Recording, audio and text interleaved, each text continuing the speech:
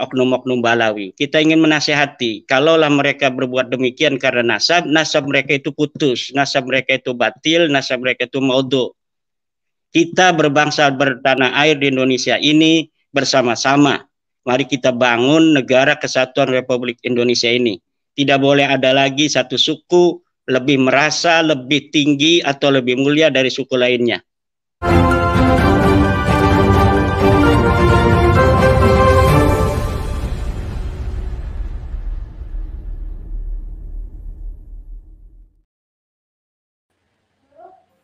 Assalamualaikum warahmatullahi wabarakatuh. Waalaikumsalam. Pemirsa pada Suka TV, malam ini kita akan mengulas tentang statement Ketua PBNU Gus Fahrur, Dr. Kiai Haji Fahrur Raji atau Gus Fahrur mengatakan bahwa mohon dihentikan polemik nasab karena beberapa hal yang menjurus kepada hal yang kondusivitas persoalan bangsa. Mungkin lebih jelasnya silakan Gus, mungkin mengulang kembali statement Anda di online Tempo. Kenapa memberikan sebuah statement seperti itu? Mungkin ada beberapa alasan yang bisa Anda sampaikan. Ya, terima kasih. Saya ini sudah ngikuti polemik ini hampir setahun ya.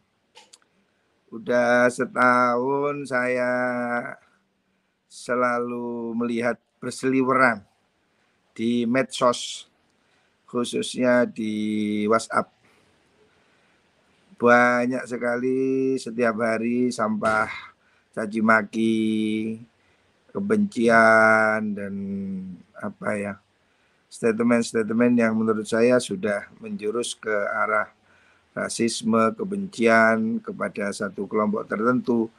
Dan saya melihat ini sudah menjadi sesuatu yang menyemesta gitu ya, digeneralisir. Jadi semua orang Habib itu dikarungi sebagai orang yang jahat, antek penjajah, antek apalah, antek ini, antek itu, yang menurut saya itu sangat tidak sopan ya.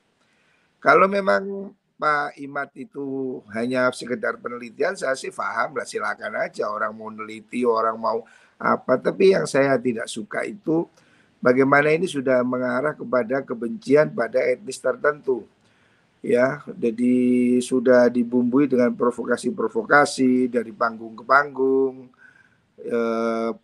dari beberapa konten-konten youtuber yang terus mengadu domba dan mengaduk-aduk emosi warga masyarakat dan mengadu domba orang supaya seakan-akan ini Wali Songo bermusuhan dengan habaib gitu. Jadi seakan-akan yang satu sisi mengklaim sebagai Wali Songo, dan saya tidak tahu mereka Wali Songo keturunan siapa, apakah nasab mereka itu valid, apakah mereka berhak atau sah mengaku dirinya Wali Songo. Dan saya kira kiai-kiai sepuh, pesantren-pesantren panutan yang saya lihat itu nggak ada yang ribet masalah ini. Yang kalau mau klaim Wali Songo, mereka saya kira jauh lebih berhak daripada orang-orang yang hari ini hanya mengajak ribut, gaduh. Itu yang kita harapkan tidak diteruskan gitu.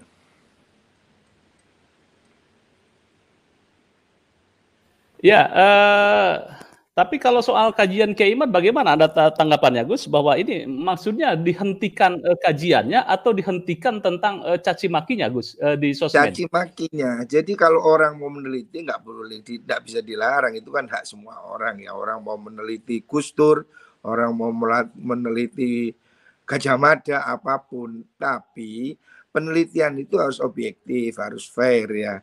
Kalau saya ini misalnya meneliti Gus Dur, dalam statementnya mengatakan saya ini bertemu Bung Karno pada Gajah Mada. Itu kan sesuatu yang kita bingung. Gajah Mada itu lahir di mana, Soekarno lahir di mana, Gus Dur lahir di mana. Tapi kan kemudian ada orang meneliti misalnya, oh ternyata tidak diketemukan misalnya. Oh ternyata Soekarno dari Bali, Gus Dur dari Jombang dan tidak ketemu. Kan tidak boleh kemudian mengatakan Gus Dur pembohong, nasabnya batal. Kayaknya cukup, oh saya belum menemukan, gitu kan. Jadi tidak harus dibumbui dengan opini-opini rasis. Itu yang saya tidak mau.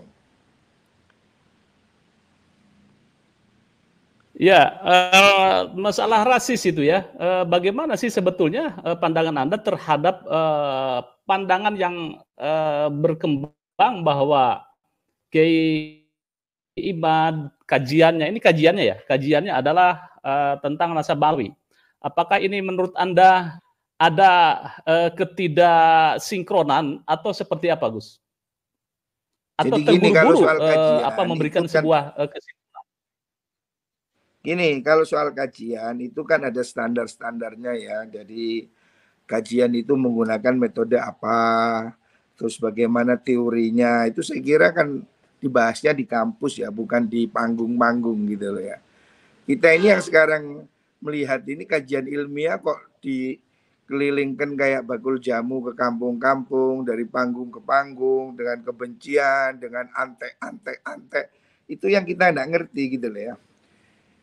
Jadi sebenarnya kalau dia itu memang merupakan penelitian ya tinggal disebutkan aja ini metodenya apa ini Ribleri Research, apa ini Grandi Theory, atau ini apa yang dia mau dengan teori yang dia inginkan, kemudian diajukan fakta-faktanya.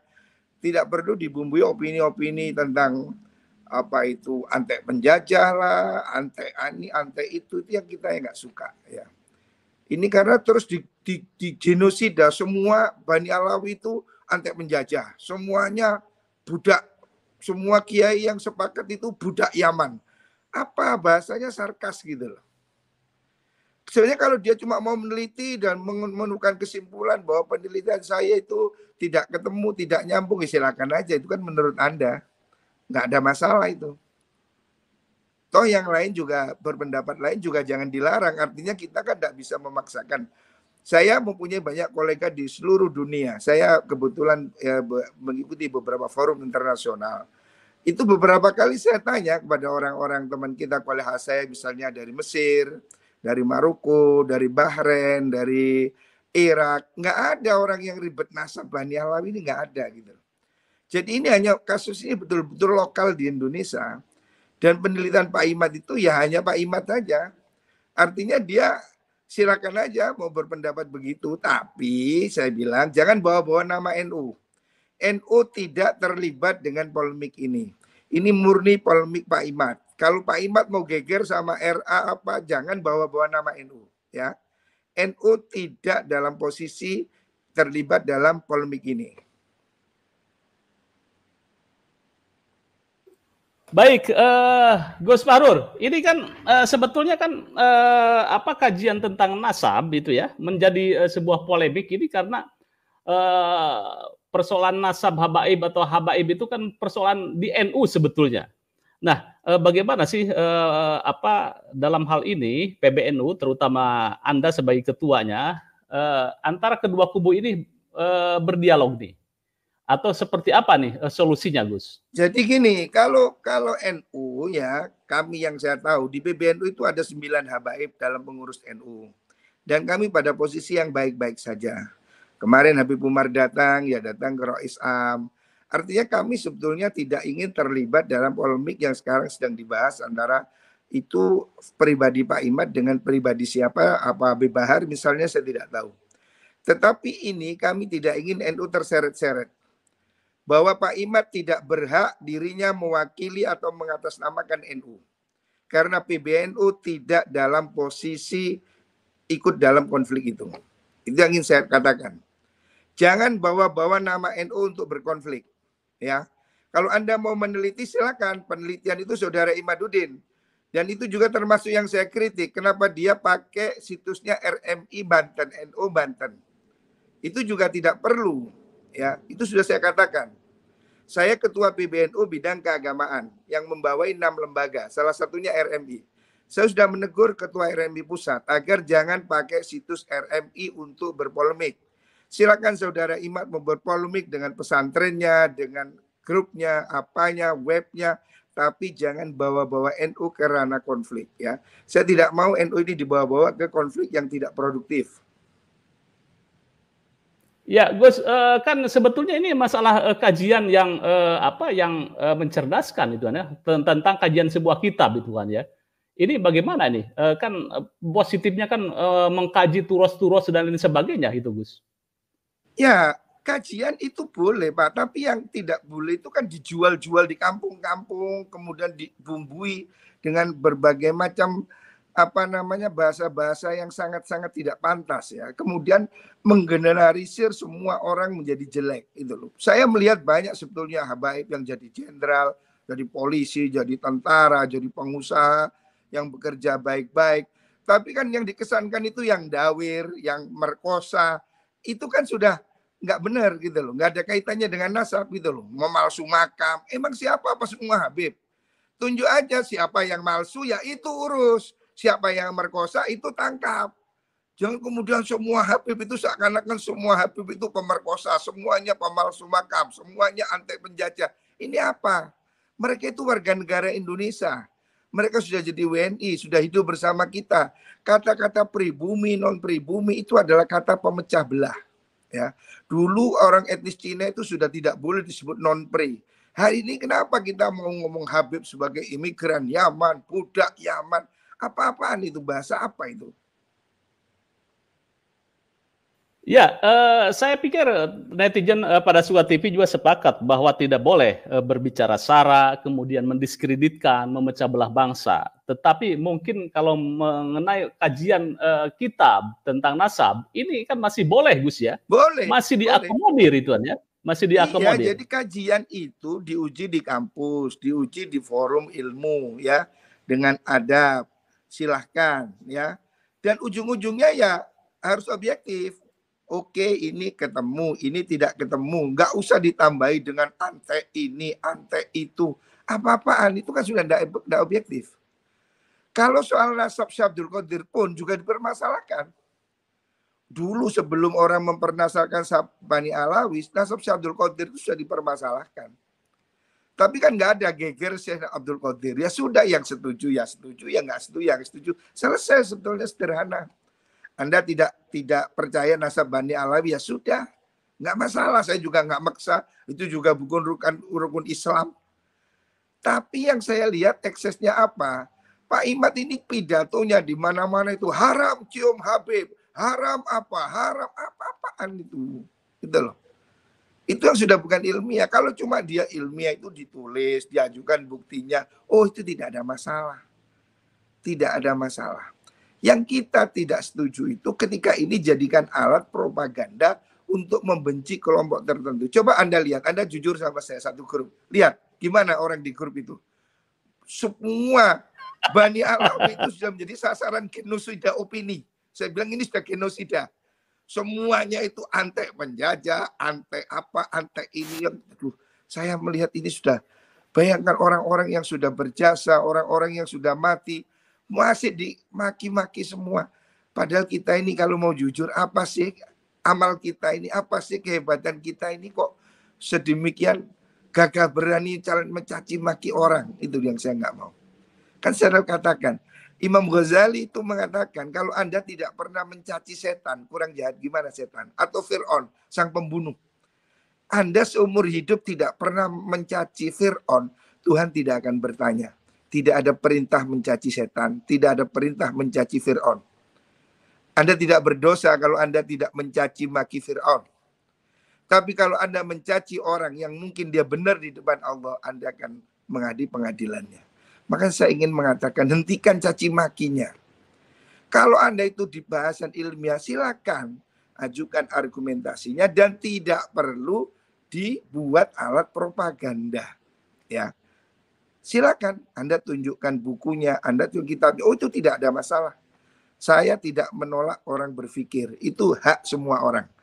Anda kalau cuma mau berpikir bahwa penelitian saya adalah begini, Gus Dur bukan cucunya Gajah Mada, Gus Dur bukan cucunya Joko Tingkir, saya nggak marah. Nggak ada masalah. Tapi kalau Anda bilang Gus Dur pembohong, itu soal lain. Ya, itu aja. Oke, baik Gus. Pandangan dari tubuh NU sendiri, di warga NU kan Habib adalah juriah Nabi itu.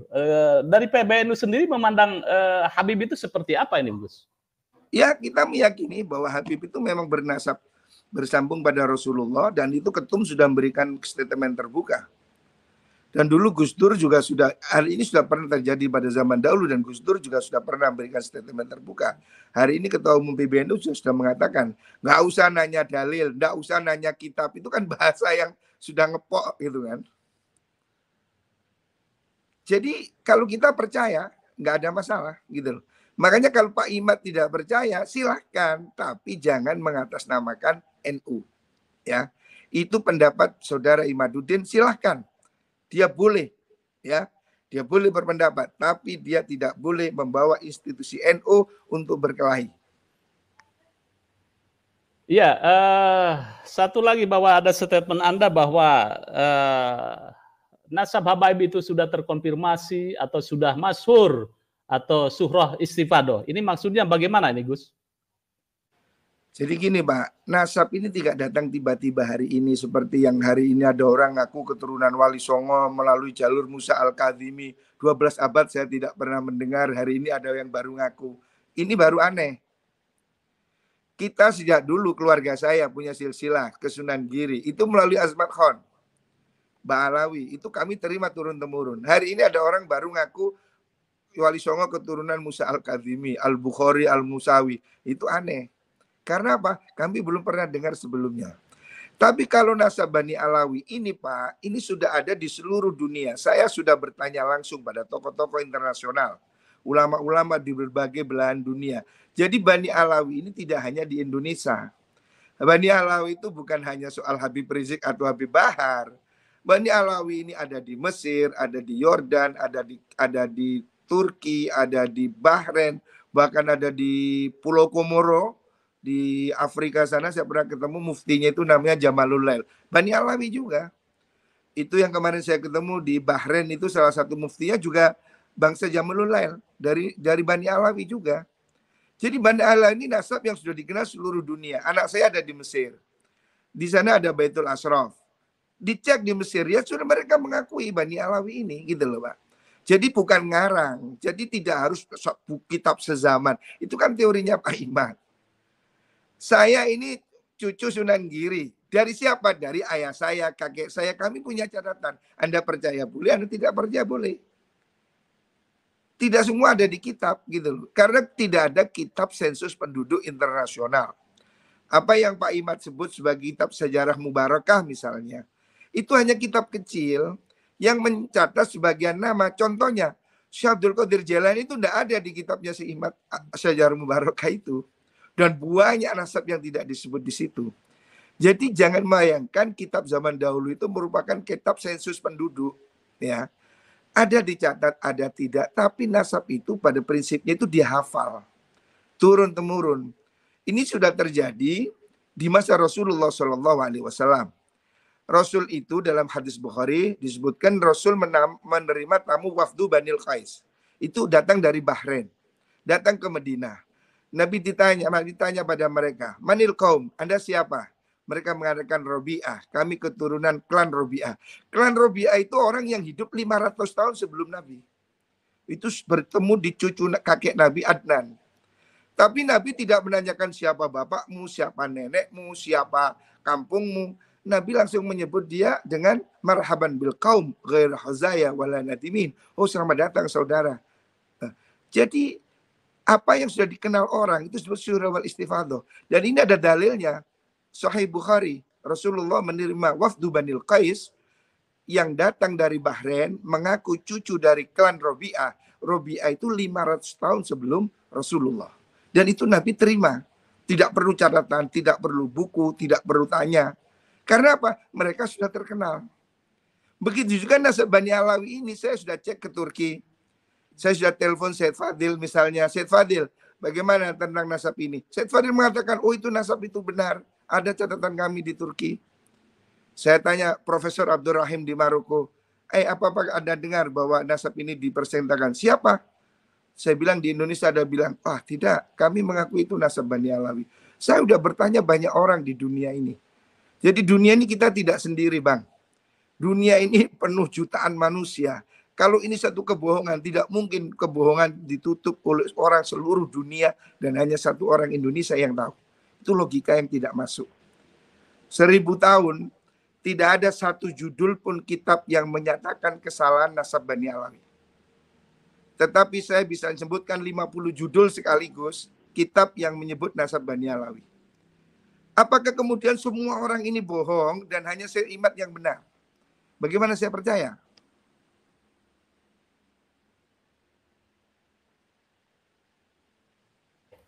Ini menarik ini Gus ya.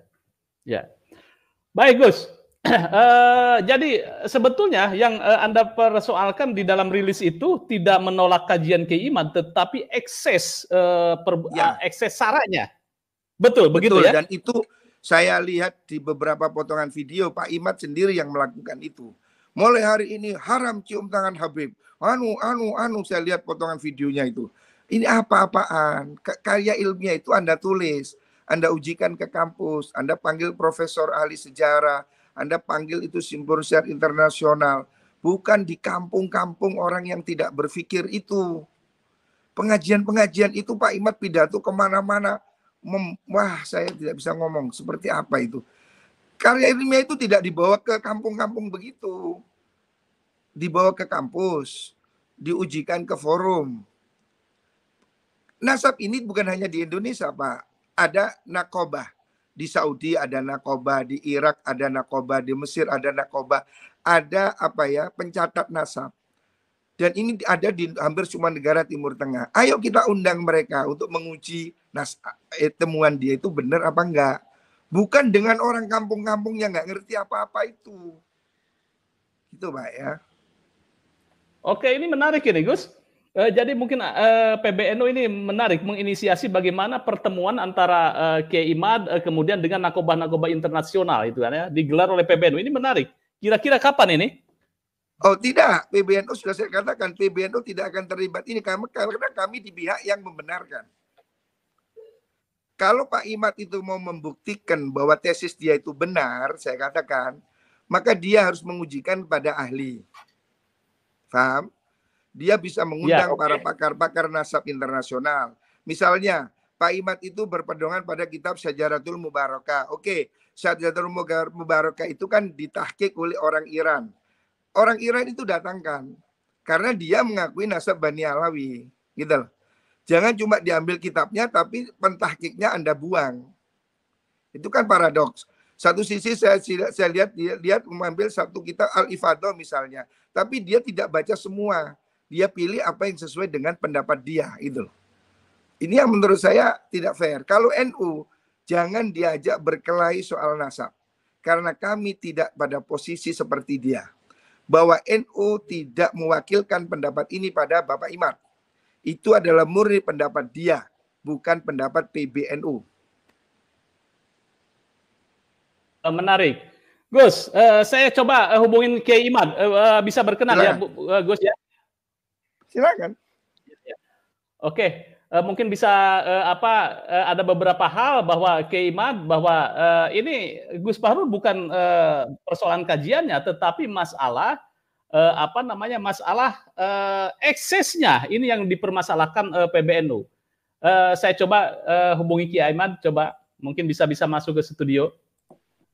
Oke, ini ya menarik ini kajian dari PBNU. Ini bahwa PBNU telah merilis bahwa hentikan persoalan polemik nasab ini karena berimbas kepada persoalan caci maki, persekusi, sara dan sebagainya. Ini Anda sebagai pencetus lah ya, bukan pencetus ini gituan ya, tetapi yang melakukan kajian tentang nasab sehingga berekses seperti itu. Silakan Kiai. Terima kasih. Assalamualaikum Pak Kiai Fahrur. Salam. Ya. Kang Mas Yusuf Mas, tadi saya mau masuk dari tadi belum bisa, baru sekarang bisa masuk.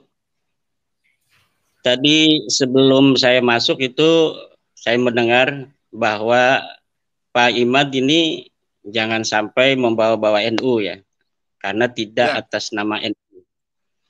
Ya, saya kira itu betul sekali. Saya tidak berbicara bahwa saya mewakili NU, seperti juga Pak Fahrur juga malam ini saya yakin tidak resmi mewakili NU kan.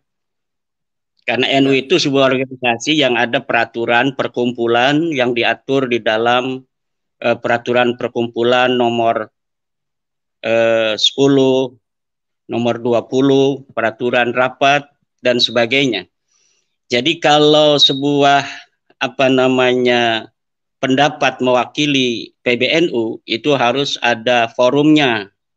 Satu, forum muktamar, atau forum Munas Alim Ulama, atau forum Bahsul Masail yang ditandatangani oleh Surya. Itu baru sudah resmi menjadi sebuah keputusan Nahdlatul Ulama secara organisasi. Seperti tesis saya yang membatalkan nasab Ba'alawi itu tidaklah mewakili PBNU, sama juga narasi yang menyatakan bahwa Ba'alawi itu adalah sahih, itu tidak pernah ada dalam forum muktamar. Sejak 1926 sampai muktamar terakhir di Lampung, tidak ada satupun keputusan muktamar NU, keputusan Munas Alim Ulama NU dari 1926 sampai kemarin di Lampung yang menyatakan bahwa nasab dari Bani Alawi ini sahih. Tidak ada. Kalaupun misalnya ada narasi-narasi bahwa NU tidak pernah membatalkan, ya karena memang NU juga tidak pernah mensahihkan. Adapun kalau ulama-ulama, kenapa ulama tidak membatalkan? Karena memang ulama-ulama juga dari dulu tidak pernah kita dengar ada yang mensahihkan. Mensahihkan. Misalnya Syekh Hasyim Asy'ari dikatakan mensahihkan, ya tidak ada. Kita lihat dalam kitab-kitabnya Syekh Hasyim Asy'ari, ya tidak ada yang mensahihkan bahwa nasab Bani Alawi ini juga sahih, tidak ada. Kemudian kalau masalah ulama-ulama di luar negeri, saya kira itu bisa diverifikasi. Apa betul ulama-ulama di luar negeri itu mensahihkan Ba'alawi? Sementara dari mulai abad ke-5, ke-6, ke-7, ke-8, ke-9 tidak ada ulama yang menyatakan, ulama nasab yang menyatakan bahwa Ba'alawi ini merupakan keturunan dari baginda Nabi besar Muhammad SAW. Itu tidak ada sama sekali. Pak Fahrur bisa cek itu di kitab-kitab nasab dari mulai abad ke-5 sampai abad ke-9. Disitulah titik kritis sebuah nasab itu sahih atau tidak di dalam rentang abad ke-5 sampai abad ke-9. Sementara pengakuan bahwa Ba'alawi ini merupakan keturunan dari baginda Nabi besar Muhammad SAW itu mulai ada sejak abad ke-9. Yaitu dimulai dari Abu Bakar As-Sakran, Ali bin Abu Bakar As-Sakran. Beliau membuat sebuah kitab yang namanya Al-Burqatul Musyiqah. Dari mulai situlah kemudian syuhratun hadisatun ini mulai terjadi. Kalau dikatakan bahwa nasab Ba'alawi ini sekarang sudah syuhrah dan istifadah, syuhrah dan istifadahnya itu munqati'atun fil qarnit tasi'. Sebelum abad 9 itu tidak ada syuhrah. Tidak ada ulama-ulama yang menyatakan bahwa Ubaidillah ini adalah merupakan anak dari Imam Ahmad bin Isa. Itu tidak ada. Jadi itu yang perlu digarisbawahi, dan saya tidak pernah menyatakan bahwa saya mewakili NU, walaupun saya adalah pengurus PWNU, pengurus LBM PBNU, tapi saya tidak pernah menyatakan bahwa pendapat ini adalah pendapat PBNU. Demikian. Oke, sudah. Ya. Jadi gini ya, Gus, silakan Gus. Masalahnya itu sampean itu selalu pakai situsnya RMI NU. Itu yang sudah banyak keluhan masuk pada saya dari kalangan Surya. Dan asal Anda tahu ya Pak, masalah ini sampai dibahas di rapat gabungan PBNU. Tapi saya tidak perlu bocorkan di sini ya, supaya Anda tahu. Bahwasanya ini sudah sampai dibahas dalam tingkat rangkat gabungan. Bahwa Anda betul-betul tidak disetujui mengadakan hal yang seperti ini. Dan ini saya kira tidak untuk konsumsi publik ya, karena suratnya belum dikeluarkan. Tapi saya ingin katakan bahwa di kalangan PBNU rapat harian sudah ada rapat gabungan dan sudah dibahas masalah ini. tidak ada yang menyetujui pemikiran Anda. Ya, kalau itu sudah ada rapat, kan rapat itu ada risalah rapat, ya itu nanti kita bisa lihat di dalam risalah rapat. Anda bisa cek ini, ada yang ikut rapat. Kemudian, tapi ini belum waktunya saya keluarkan, karena ini masih ada beberapa pertimbangan ya. Tapi yang jelas, Anda jangan gunakan situs RMI untuk berpolemik. Kenapa Anda dikatakan menggunakan nama NU? Karena Anda selalu menguploadnya itu di RMI PBNU. Jangan membawa NU ke konflik ini, ya. Bahwa Anda harus cukup pede dengan pesantren Anda. Jangan bawa simbol NU. Tapi kan Anda selalu pidato di mana-mana itu membawa NU. Simbol-simbol NU. Ya ini yang tidak boleh, Pak. Karena ini memancing keributan. Anda tahu di PBNU itu ada 9 orang pengurus yang habaib. Ya. Jadi ini supaya difahami. Kalau soal masalah Anda mengatakan kitab abad sini, abad situ, itu debatable, Pak. Kita bisa berdebat. Dan kira ini terlalu panjang nanti kalau saya berdebat di sini. Tetapi fakta ini, Pak, lalu Anda memang merasa pendapat Anda itu benar, Anda silakan uji dengan mengundang mereka para ahli nasab yang sah, ya. Nakobah internasional. Silakan, bukannya blogspot, ya, yang ada alamatnya. Kemudian kita bicara bahwa kitab sezaman itu bukan satu-satunya dalil, ya Pak. Ini nanti akan jadi lucu dan panjang nih nanti pembahasannya. Saya hanya ingin katakan, silakan Anda berpendapat, tapi jangan pakai provokasi masyarakat. Nggak usah lah pakai ante ini, ante itu. Apa maunya? Udah Anda bilang ini pendapat saya begini, begitu, silakan, saya juga nggak masalah kok.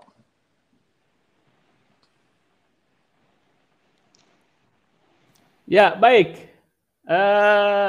Saya kira cukup jelas ya statement Gus Prahrur, Kiai, bagaimana? Mungkin ya, tadi juga saya melihat ada kalimat persekusi. Ya. Nggak ada Habib di persekusi, yang ada kiai-kiai kita dipersekusi dari zaman dulu oleh orang-orang yang mengaku turun Nabi yang tidak terverifikasi. Ulama-ulama kita, kiai-kiai kita itu ada yang bernasab kepada Wali Songo. Di antara mereka ada yang meyakini bahwa mereka juga keturunan Nabi. Kemudian didatangi oleh para Habib itu, kemudian dipersekusi.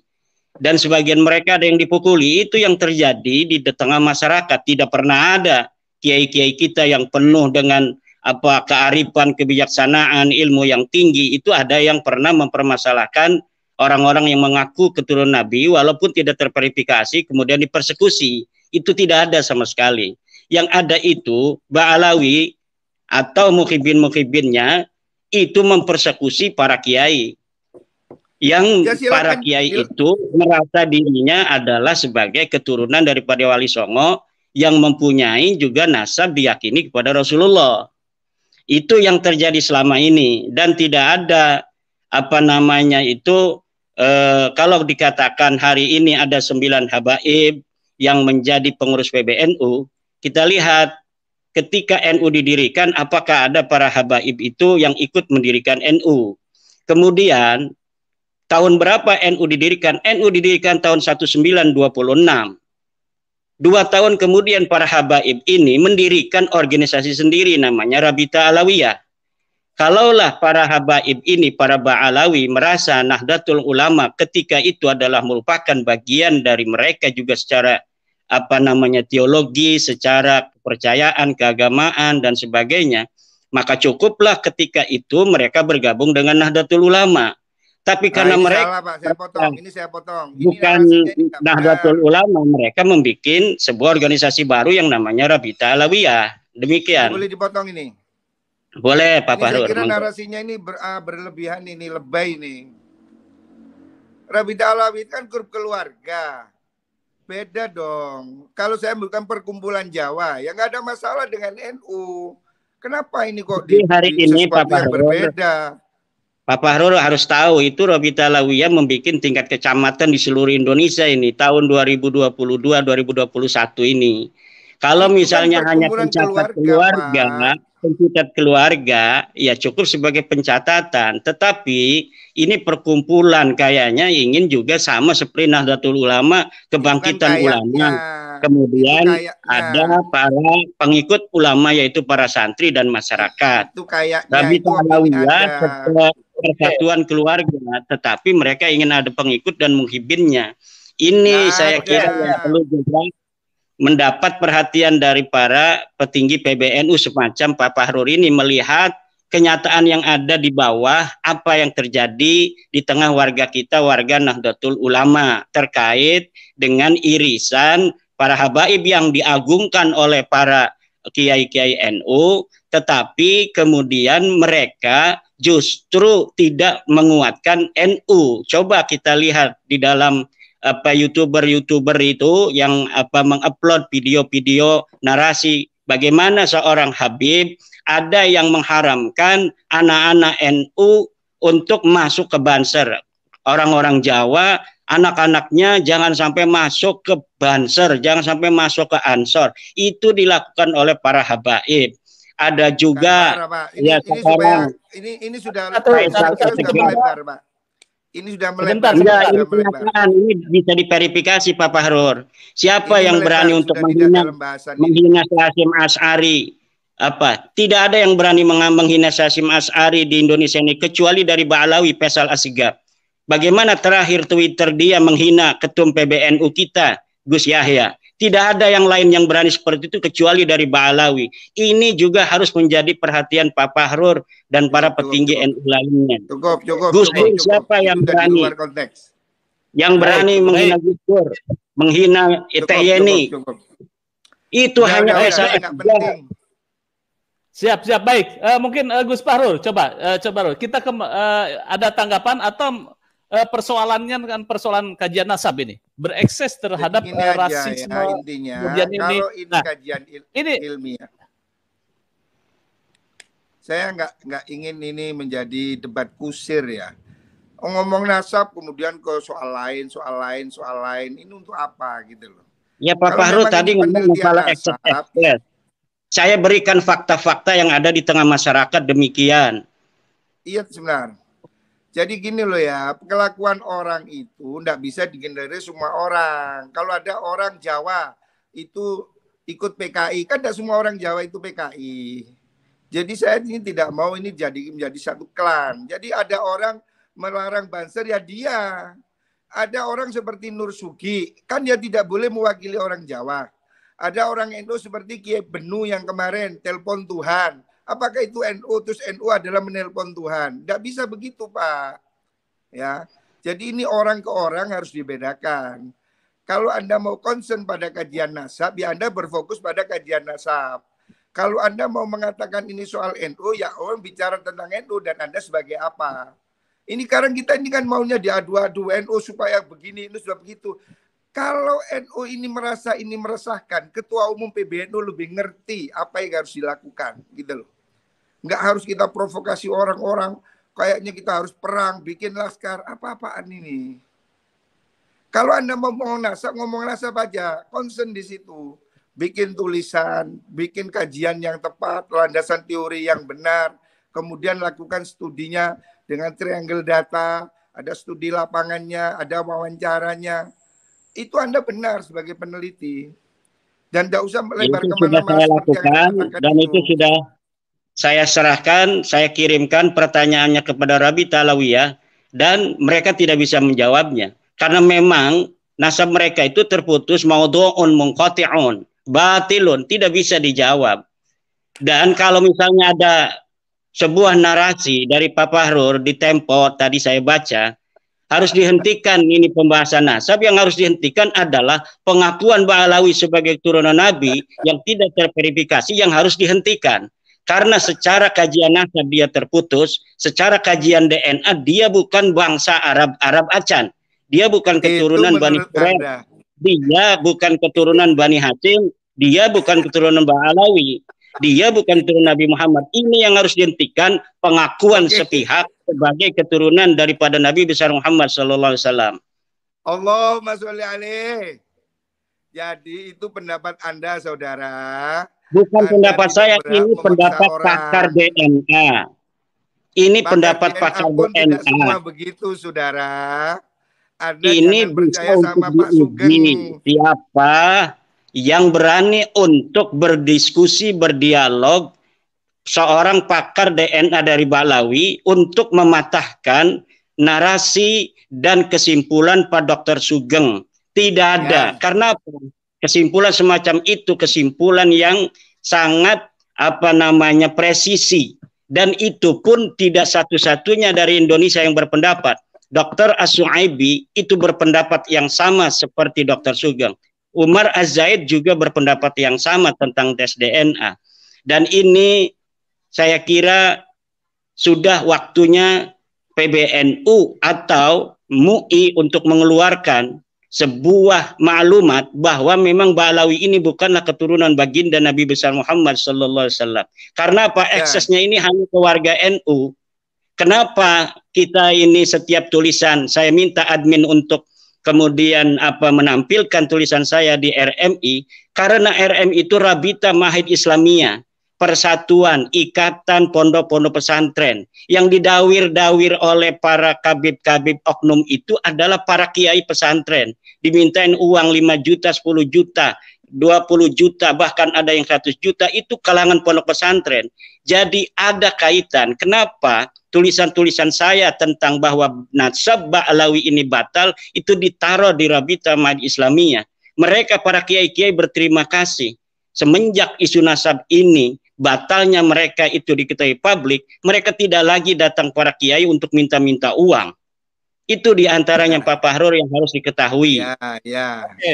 Baik. Langsung mungkin Pak Fahrur bisa menanggapi bahwa tadi kan persoalan nasab itu terputus itu kan. Silakan Agus. Ya, jadi gini, nasab terputus itu menurut Pak Imad, kan sudah saya katakan bahwa Anda harus menyediakan ruang untuk berbeda pendapat, ya.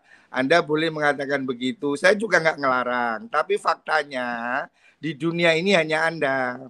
Saya ini Pak sudah ikut beberapa forum internasional. Saya sudah ketemu mereka. Dan mereka semua mengakui nasab itu. Orang yang saya temui mereka ya. Makanya ini saya juga apakah mereka punya otoritas di dalam masalah nasab? Ini yang harus kita jangan terlalu merasa rendah diri di hadapan bangsa-bangsa luar. Kalaulah harus seorang putra Indonesia yang menemukan batalnya nasab Ba'alawi, kenapa kita harus merasa rendah diri sebagai bangsa Indonesia yang besar? Kenapa harus orang Arab saja yang mengetahui sesuatu tentang hukum-hukum agama? Yang jelas itu dalilnya yang perlu diuji. Saya sudah kirim surat pada Syekh Mahdi Rajai dari Iran. Katanya dia pakar nasab. Katanya dia memberikan surat pengesahan pada Balawi. Saya tantang Mahdi Rajai atau siapapun yang berpendapat yang sama dengan Mahdi Rajai bahwa nasab Ba'alawi ini sahih, saya tantang untuk berdiskusi dan membawa dalil-dalil kesahihan itu. Saya yakin mereka tidak akan bisa untuk membawakannya. Iya, cukup. Itu kan menurut Anda. Kasih kesempatan Gus Fahrur mungkin secara gamblang. Gus, silakan. Jadi gini loh Pak, kita ini bukan satu-satunya orang yang paling hebat di dunia Pak. Mohon maaf. Orang itu berilmu itu juga ada sanadnya, ada gurunya ya. Saya itu nggak tahu Pak Imad itu belajar nasab di mana, kok tiba-tiba merasa dirinya ahli nasab. Jadi saya juga nggak paham. Kalau Pak Kures itu ahli tafsir karena dia memang doktor tafsir. Gus Baha itu ahli fikih karena dia alumni Sarang yang memang spesialis fikih. Jadi kita ini mesti tahu diri lah Pak. Jangan kemudian seakan orang sak dunia bodoh, saya pintar sendiri. Ini yang harus dijauhi ya. Bahwa Anda berpendapat begitu saya tidak menafikan Pak. Tapi saya ingin katakan pada Anda bahwa Anda tidak sendirian di dunia ini. Bahwa ilmu nasab ini bukan Anda sendiri yang menguasai ya. Dan ini kemudian tidak hanya di Indonesia. Kan lucu kalau Anda batalkan hanya di Indonesia, yang di Mesir, yang di Kuwait, yang di Bahrain, yang di seluruh dunia. Apakah kemudian Anda bilang batal hanya Indonesia? Kan nanti jadi lucu Pak. Dan Anda itu bukan hakim yang bisa batal-batalin orang. Dan nasab itu bukan wudhu yang bisa batal ambil lagi gitu loh. Jadi lucu ini nanti.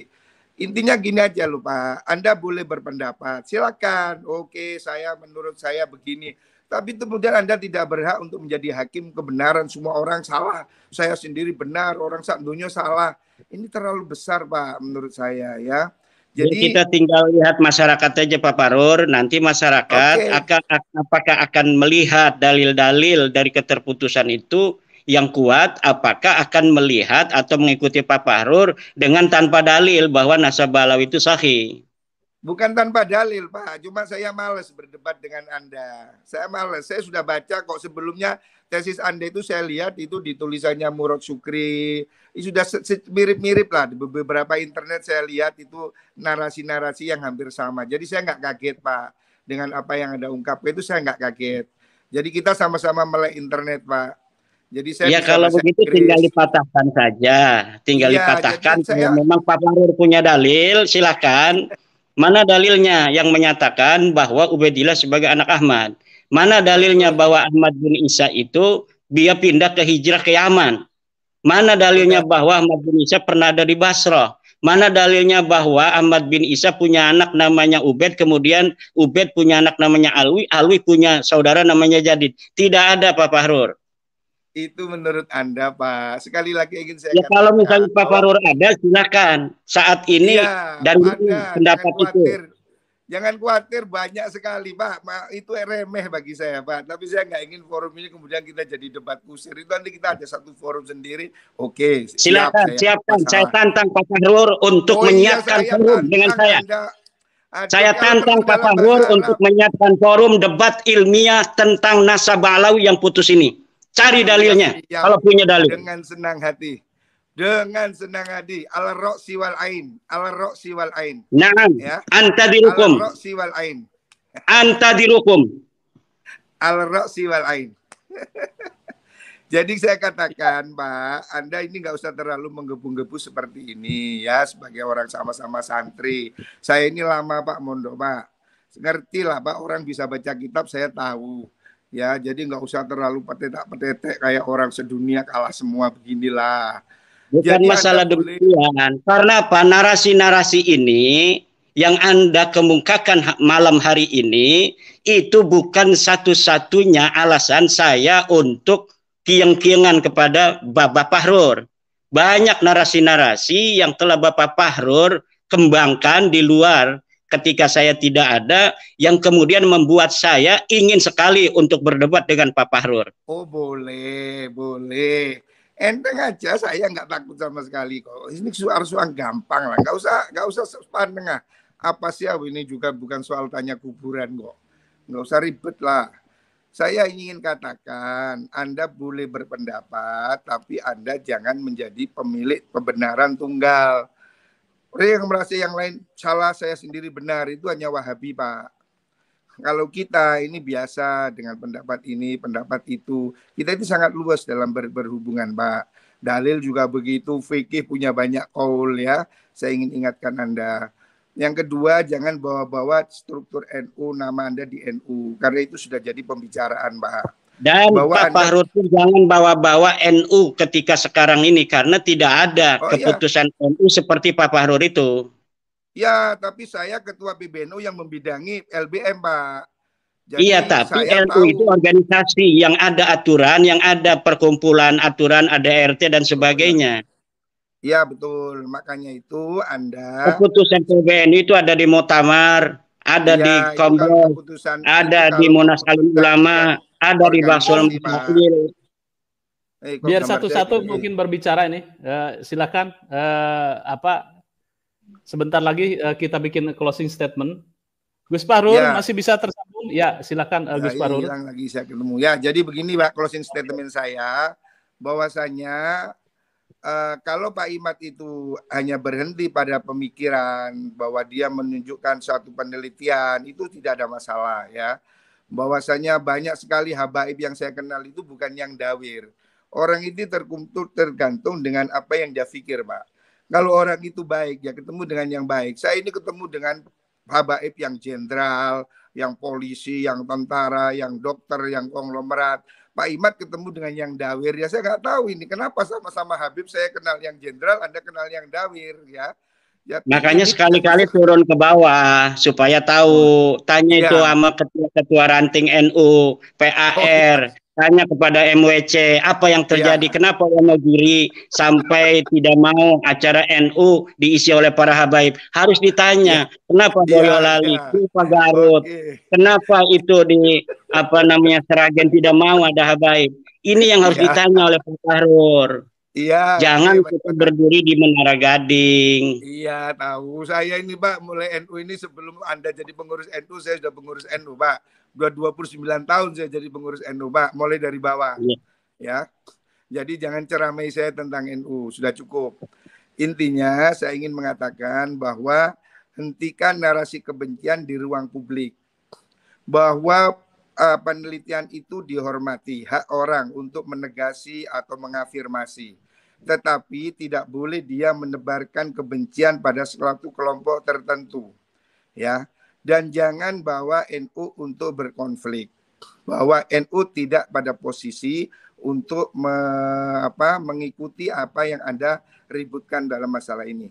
Mohon maaf Pak ya, mohon maaf sekali lagi terpaksa saya katakan. Rekomendasi rapat di BBN itu ingin Anda diberhentikan. Saya siap. Mohon maaf, ini terpaksa saya ngomong. Makanya saya akan bilang. Saya tetap akan jadi NU walaupun tanpa ada jabatan. Makanya Pak, kita ini yang baik-baik lah. Silakan Anda itu berbicara dengan kapasitas Anda, tapi jangan bawa NU ke ruang konflik. Supaya kita sama-sama nyaman ya. Dan bahwa Anda tidak yakin itu tidak apa-apa Pak. Saya juga tidak ingin mempengaruhi Anda dan Anda tidak mungkin bisa mempengaruhi saya ya. Itu soal keyakinan masing-masing ya. Tetapi yang ingin saya katakan bahwa publik ini Pak jangan terus diadu domba dengan narasi-narasi yang membuat orang marah. Udahlah Pak, rakyat ini sudah susah cari makan, susah cari kerja. Jangan ditambahi dengan ingin bertengkar ya. Ini yang ingin saya katakan ya. Saya menghormati hak Anda untuk berbicara dengan penelitian. Oh itu tidak ada masalah, kami tidak heran ya. Silahkan. Ya mungkin closing statement Kiai Imad, silakan Kiai. Ya terima kasih. Ya malam ini saya berbahagia bisa langsung untuk bertemu dengan Pak Fahrur. Terima kasih Kang Mas Yusuf. Intinya bahwa kita mengkaji nasabah Alawi bukan karena kebencian, tetapi ingin menasehati dari Balawi oknum-oknumnya yang mencederai kebangsaan. Bahkan Negara Kesatuan Republik Indonesia dibuat susah 2016, 2019 oleh narasi-narasi anti pemerintah yang dikembangkan oleh oknum-oknum Balawi. Kita ingin menasehati, kalaulah mereka berbuat demikian karena nasab mereka itu putus, nasab mereka itu batil, nasab mereka itu maudhu. Kita berbangsa bertanah air di Indonesia ini bersama-sama. Mari kita bangun Negara Kesatuan Republik Indonesia ini. Tidak boleh ada lagi satu suku lebih merasa lebih tinggi atau lebih mulia dari suku lainnya. Kita bangsa Indonesia 1945 kita merdeka dengan senang hati. Orang-orang yang bukan keturunan bangsa Indonesia kita terima sebagai warga negara Indonesia. Mari kita sama-sama bangun Negara Kesatuan Republik Indonesia ini. Dan warga NU sebagai mayoritas Islam yang ada di Indonesia mengaku dirinya sebagai NU tidak boleh menjadi objek bagi orang-orang yang mengaku sebagai keturunan Nabi, kemudian mengeksploitasi pengakuan itu untuk memperbudak umat Islam, terutama warga Nahdlatul Ulama, warga daripada organisasi yang dibentuk, didirikan oleh para ulama, para kiai, penerus perjuangan Wali Songo. Demikian. Assalamualaikum warahmatullahi wabarakatuh. Baik. Pemirsa pada Suara TV, ini luar biasa, ini baru pertama untuk Gus Fahrur berdiskusi dengan Kiai Imad. Mudah-mudahan ini bisa nanti ada konklusi, kemudian juga ada diskusi yang lebih lanjut, yang lebih mencerahkan itu. Ya, gimana Gus? Terima kasih. Terima kasih.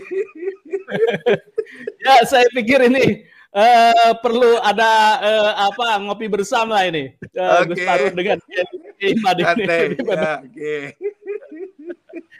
Terima kasih.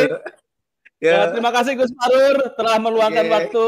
Kiai Imad juga sama. Mudah-mudahan ini menjadi sebuah apa namanya ini kan ya, silaturahmi yang kedepannya lebih baik lagi. Terima kasih juga kepada netizen.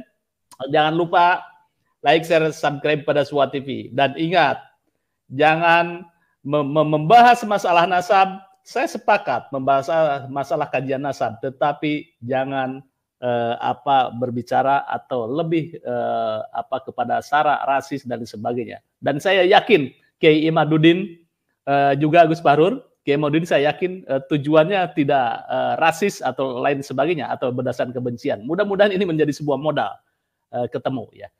Terima kasih, jangan lupa like, share, subscribe pada Suwa TV. Wassalamualaikum warahmatullahi wabarakatuh.